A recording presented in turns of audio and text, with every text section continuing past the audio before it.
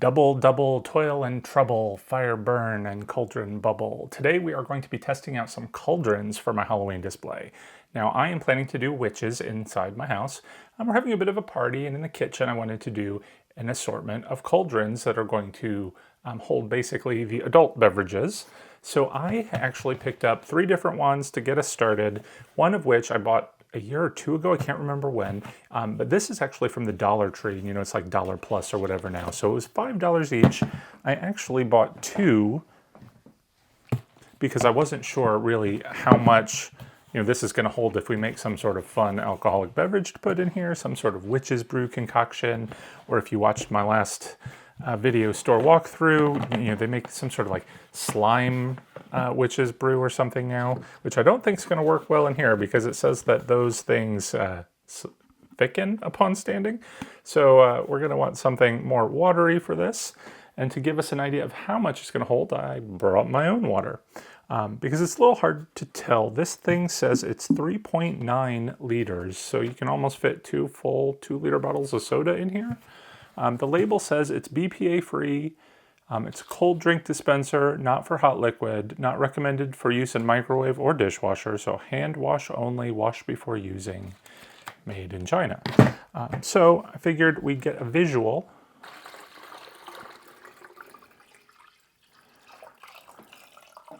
So I feel like this is deceptively large, although it filled up most of it. I think it fills it up to about here. So you get about that much liquid in this much space.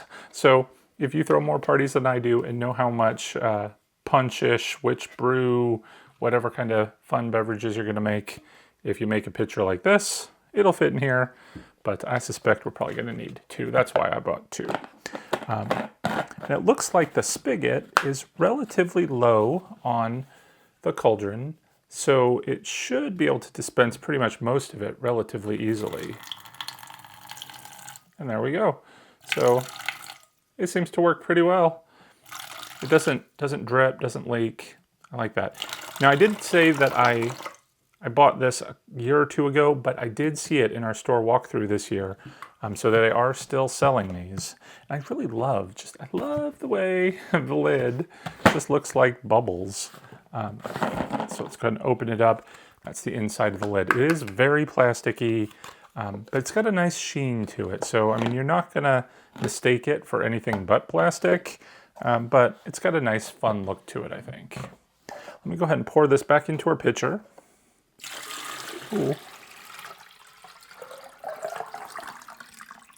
Because we're going to need this water for our next cauldron, which is the cauldron mister that I got from Walmart. I saw this again on our store walkthrough that we did just the other day. Go ahead and open this.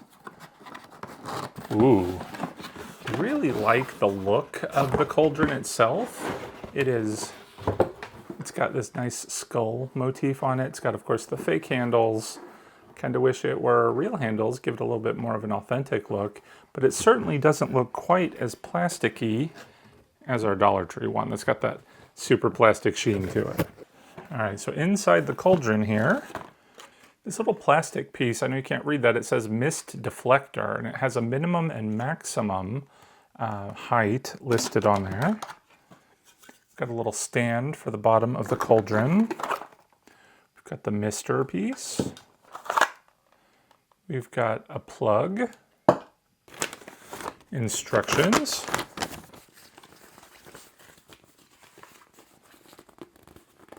all right, step 1 is to put down our protective sheet of plastic. The cauldron itself does have a notch or a hole in it, which our cord is going to go through, so I like that. I was very concerned when I bought this because it doesn't show it obviously on the box. I guess if I'd read the directions it might have, but I didn't want the cord coming over the top of that and thought that would make it look really bad. So what we need to do first, I guess, is feed our cord through that hole. All right, we're going to connect the cord to the mister piece, and I am noticing there are lights on the mister itself. I'm just going to plug those things together. We're going to put the stand in the base, but I'm going to do it out here just so that we can see. It looks like we take the base, we take the deflector and stick it on there as well. I somewhat feel like this mist deflector was an afterthought because the mister fits very nicely on the stand, but this plastic piece should be just slightly smaller. It does not want to fit well in here. It doesn't fit flat, so that causes the mister to kind of just like not sit right in it as well. Let's go ahead and put that inside. So you can see the top of this mist deflector, which is kind of shaped like bubbles, is at the top level of the cauldron. This cord that we've snaked through this hole, there's actually this rubber plug here that we need to just pull all this cord back through. And this rubber plug here is just going to fit right in this hole in the front, although it doesn't really fit that great. Good enough though. Let's go ahead and fill the water up to the minimum and maximum line. The instructions do say to use room temperature water. If you don't, it might not mist. Let's go ahead and plug it in and see if we got it right. All right, offhand, I can see some misting, and I also see the lights. Let's just see, wait a moment to see if that mist starts to overflow. I don't think you can change the color settings, so it's just going to keep changing on its own.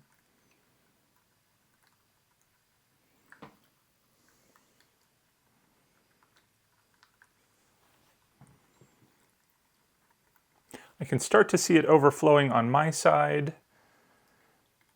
Might be that the lip is a little bit lower there. Let me go ahead and kind of spin it around a little bit. Kind of see it coming off there now. All right, I'm pretty happy with it. I'm not thrilled with this piece of plastic though that sticks up out of it. I'm not sure that we could remove that plastic though, because it does look like there's quite a bit of water that's shooting up. And I think that water is going to get everywhere if we try and take that off. But I'm going to do it so we can see. Honestly, I like the look of it without the plastic a lot better. You can see bits of water splashing out. I wonder if that would change if we add some more water. Let's see.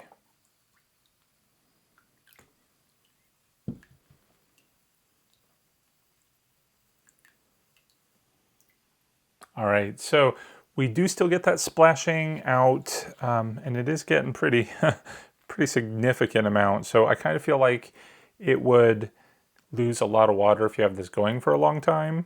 But I'm going to use it in my kitchen, on my counter. I mean, with this thing down, it might catch most of it. I'm trying to feel if I can feel the splatter. I mean, I can't really, so I don't think it's splattering far. And I like this look a lot better. This plastic piece, it really bothers me. I do think we need to have it on there or we're just going to have a big splattery mess everywhere. So I figured, why don't we disguise it? I'm doing spiders throughout the display as well, so I'm just going to take one of these plastic spiders that's bony, like it's been cooked, and just stick it right over the top of the cauldron like that. That's going to disguise that ugly plastic piece, and it looks ultimately so much better. Now it is time to check out our large cauldron purchase. This is from Target. It's hide and eek. It's a little more cartoony than I wanted to go with, but we had a couple of different options. Primarily, I was thinking I was going to get one from Home Depot that I think a lot of us have seen so far, and it just, I ordered it. It didn't come in on time. They ended up canceling my order, and I guess I'm kind of grateful for that because a lot of people online seem to not like it. It looks too plasticky, and people have to paint it to make it look more normal. This doesn't look much better, but I like the fact that it has the bowl. We're going to be able to use that to put some more drinks in there for our party. Let's go ahead and take a quick look at the box. It is LED, and I didn't get to see it actually in functioning in the store, so I'm excited to see what it does. Powered by outdoor safe UL listed adapter, lights up and makes creepy sounds. Oh no. Includes timer, 6 hours on, 18 hours off. Let's go ahead and open it up and see what is inside. I was kind of hoping for a smaller box, honestly, so that it could store a little bit more easily. But I guess the benefit is that we don't have to assemble much. It looks like it's coming pretty much assembled. Yep, and that is it. It's pretty much one piece. The top bowl is removable.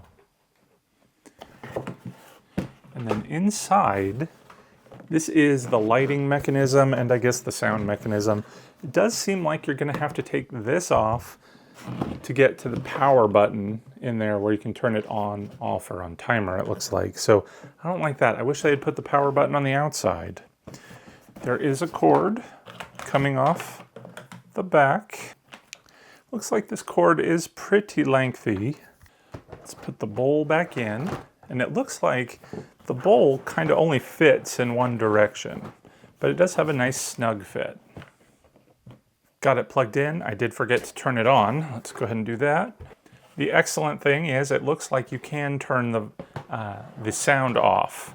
So this is what it looks like without the sound. And I love the fact that the flames flicker, yet the ooze just glows. Oh, I love that. Let's go ahead and turn the sound on so we can see what that's like.